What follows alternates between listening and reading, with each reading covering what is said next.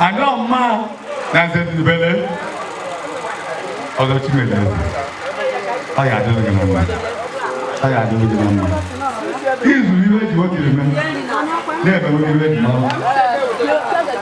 Aya do aya na bo tinze. Idoro go. Ani me biwe. E ho dai na yo biko. Arukwusi na Igbo. Arukwusi na Igbo. Aya akwusi. Neze ko isi. Ano man amad de beluru. Aya aga n'iru. Ise.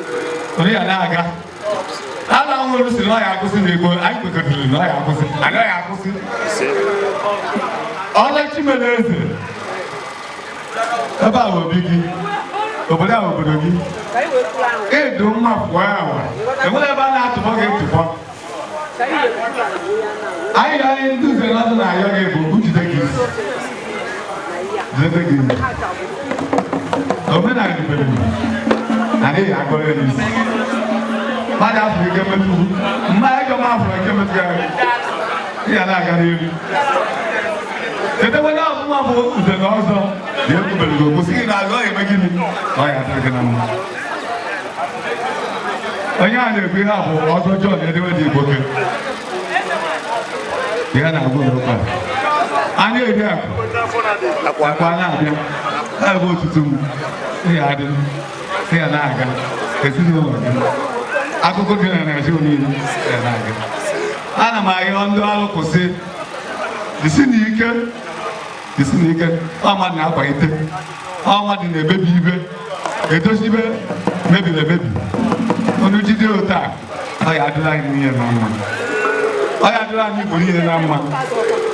Biko ahịa ọ m na ya unu bụ onye ọbụla chọrọ mbatala unu na Arukwusi nyocha ya na-enyocha